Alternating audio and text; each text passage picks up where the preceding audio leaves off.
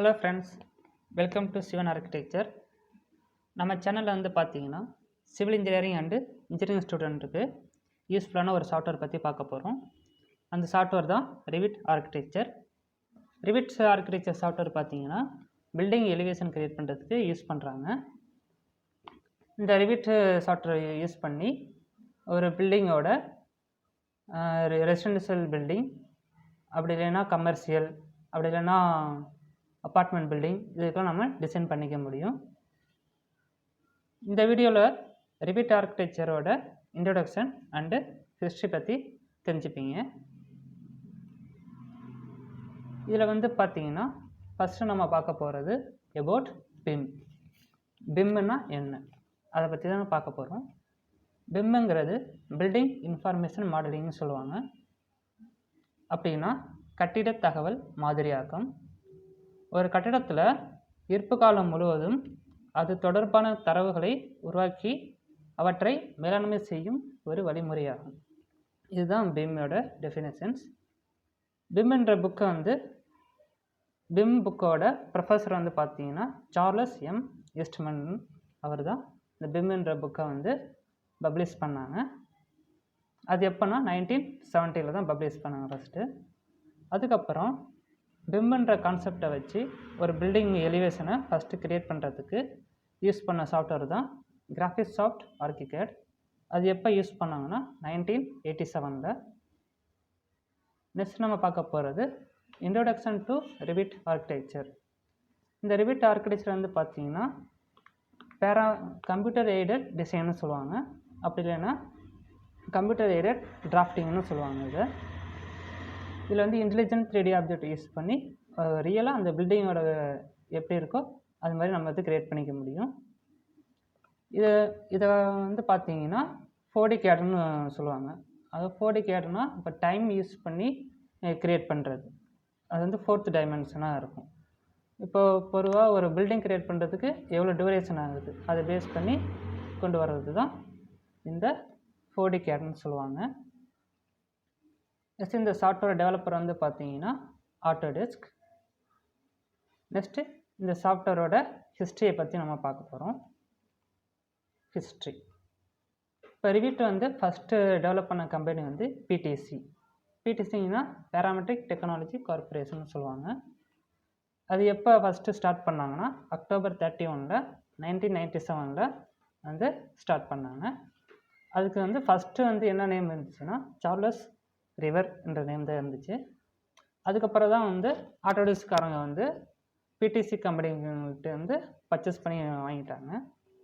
அதுக்கப்புறம் தான் அந்த ரிவிட் எதுக்கு யூஸ் ஆகிச்சுன்னா ஒன்லி ஆர்கிடெக்சர் பர்பஸ்க்காக யூஸ் ஆகிற மாதிரி வடிவமைச்சிருந்துறாங்க. இந்த கம்பெனி வந்து January 2000 ரீநேம் பண்ணாங்க. அது என்ன நேம்னா ரிவிட் டெக்னாலஜி. நெக்ஸ்ட்டு அதுக்கப்புறம் தான் ப்ரீவியஸ் வெர்ஷன்லாம் வந்து கொண்டு வந்தாங்க. அதில் ஃபஸ்ட்டு வெர்ஷன் வந்து பார்த்தீங்கன்னா ரிவிட் 2004. அப்புறம் நெக்ஸ்ட்டு வந்து ரிவிட் ஸ்ட்ரக்சர் 2005 கொண்டு வந்தாங்க. அதுக்கப்புறம் ரிவிட் மெப் 2006 வந்து கொண்டு வந்தாங்க. ரிவிட் மெப்புங்கிறது மெக்கானிக்கல் எலக்ட்ரிக்கல் ப்ளம்பிங்னு சொல்லுவாங்க, அதுதான் வந்து ரிவிட் மெப். அதுக்கப்புறம் 2006 அதுக்கு வந்து ரீநேம் மாற்றிட்டாங்க, அதுதான் வந்து ரிவிட் ஆர்கிடெக்சர். இப்படி தான் இந்த ரிவிட் சாஃப்ட்வேரோட நேம் வந்து கிரியேட் ஆனது. அடுத்து இந்த சாஃப்ட்வேரோட அட்வான்ஸ் வெர்ஷன் வந்து இப்போ பார்த்தீங்கன்னா 2020 வரைக்கும் வந்துடுச்சு. நெக்ஸ்ட்டு இந்த சாஃப்ட்வேரோட features. Bidirectional associative capability. அப்படின்னா இப்போ நீங்கள் ஒரு டேரக்ஷனில் வந்து க்ரியேட் பண்ணுறீங்கன்னா அது அப்படியே எல்லா வியூவிலையும் நம்ம வந்து பார்த்துக்க முடியும். அதை நம்ம ஈஸியாக நம்ம எடிட் பண்ணிக்கவும் முடியும். Next parametric components. பேராமெட்ரிக் காம்பனன்ட்ஸ்னால் ஒரு டோர் இருக்குன்னா அந்த டோரில் டைமென்ஷன்லாம் கொடுத்துருப்பாங்க இல்லையா, லென்த்து, வித்து, அதோட திக்னஸ்ஸு, இதெல்லாம் வந்து நம்ம அட் அ டைமிங்க்கு நம்ம வந்து சேஞ்ச் பண்ணிக்க முடியும். இது மாதிரி ஒவ்வொரு காம்பனன்ட்ஸுக்கும் நம்ம வந்து செட் பண்ணி வச்சுருப்பாங்க. இதுதான் பேராமெட்ரிக் காம்பனன்ட்ஸ்னு சொல்லுவாங்க. நெக்ஸ்ட்டு வந்து ரிவிட் சர்வர். ரிவிட் சர்வருங்கிறது நெட்வொர்க்கிங் பேஸ்டாக நம்ம வந்து ப்ராஜெக்ட் க்ரியேட் பண்ணுறதுக்கு ரிவிட் சர்வர்னு சொல்லுவாங்க. நெக்ஸ்ட்டு வந்து ஒர்க் ஷேரிங்.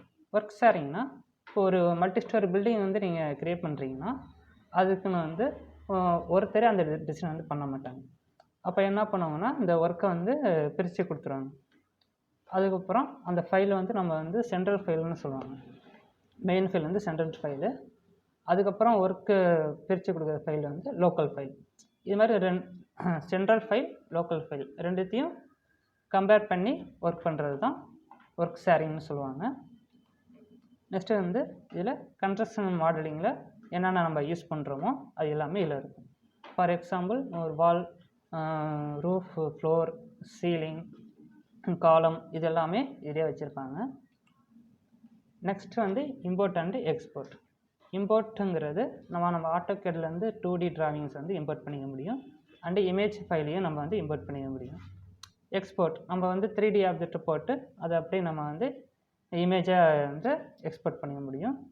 இல்லைன்னா நம்ம 2D ட்ராப் பண்ண ஃபைலையும் நம்ம எக்ஸ்போர்ட் பண்ணிக்க முடியும். நெக்ஸ்ட் இந்த சாஃப்ட்வேரோட மெரிட்ஸ். இந்த சாஃப்ட்வேர் வந்து பார்த்திங்கன்னா நம்ம வந்து 2D ட்ராப் பண்ணிங்கன்னா அதை அப்படியே 3D மாடலாக நம்ம வந்து பார்த்துக்க முடியும். நெக்ஸ்ட்டு இது வந்து யூசர் ஃப்ரெண்ட்லியாக இருக்கும். நம்ம ஈஸியாக வந்து ஒவ்வொரு டூலையும் நம்ம வந்து எடிட் பண்ணிக்க முடியும். ஈஸியாக வந்து எடிட் பண்ணிக்கலாங்க. அக்யூரேட் டைமென்ஷனாக இருக்கும். ஒரு வால் திக்னஸ் வந்து நம்ம வந்து அக்யூரேட்டாக நம்ம வந்து க்ரியேட் பண்ணிக்கலாம். அது ஒவ்வொரு டேரக்ஷனை யூஸ் பண்ணி டாக்குமெண்டேஷன் வந்து நம்ம நீட்டாக வந்து ப்ரிப்பேர் பண்ணிக்க முடியும். இது மூலமாக நம்ம வந்து டைமும் சேவ் ஆகும். நம்ம ஆட்டோகேட்லனா ஒரு பிளான் பண்ணுறதுக்கு மினிமம் ஒரு கொஞ்சம் நேரம் ஆகும்னு வச்சுங்களேன். ஆனால் ரிவிட்டை பொறுத்த வரைக்கும் நம்ம வந்து ஈஸியாக க்ரியேட் பண்ணிக்கலாம். அந்த மாதிரி இதில் வந்து டைம் சேவிங் வந்து நல்லாயிருக்கும். நெக்ஸ்ட்டு வந்து இதில் வந்து இம்போர்ட் பிளான்ஸ். இது மாதிரி ஒரு 2D கேட் ஃபைலை கொண்டு வந்து அதுமாரி அதை ரெஃபரன்ஸாக வச்சு நமக்கு வந்து க்ரியேட் பண்ணிக்கலாம். நெக்ஸ்ட் வந்து பார்த்திங்கன்னா காம்போனன்ட்ஸ் வந்து நம்ம 2D ஆட்டோகேடில் க்ரியேட் பண்ணியிருப்போம் இல்லையா, அதே மாதிரியே நம்ம வந்து 3Dலையும் க்ரியேட் பண்ணிவிட்டு அது எந்தெந்த பிளேஸில் இருக்குமோ அங்கங்கே நம்ம வந்து வச்சுக்க முடியும்.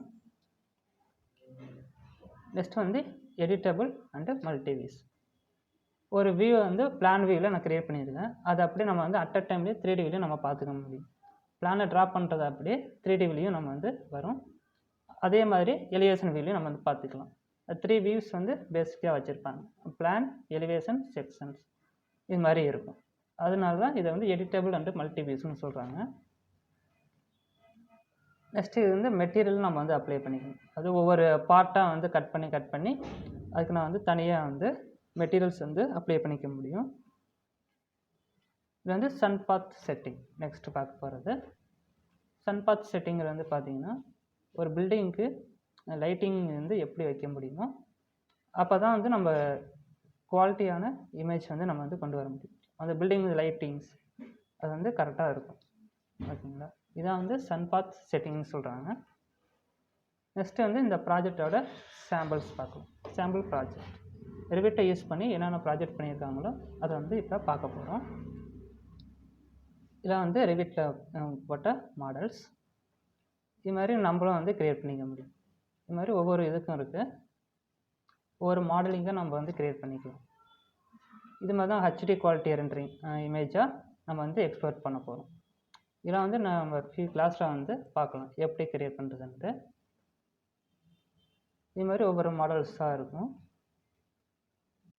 இந்த வீடியோ உங்களுக்கு பிடிச்சிருந்தது அப்படின்னா கீழே இருக்கிற லைக் பட்டனை கிளிக் பண்ணி லைக் பண்ணிக்கோங்க. நீங்கள் பண்ணுற ஒரு லைக் தான் எனக்கு அடுத்தடுத்த வீடியோ பண்ணுறதுக்கு ஒரு உற்சாகத்தை கொடுக்கும். மறக்காமல் இந்த லைக் பட்டனை கிளிக் பண்ணிக்கோங்க. இந்த வீடியோவை உங்கள் ஃப்ரெண்ட்ஸுக்கும் ஷேர் பண்ணுங்கள்.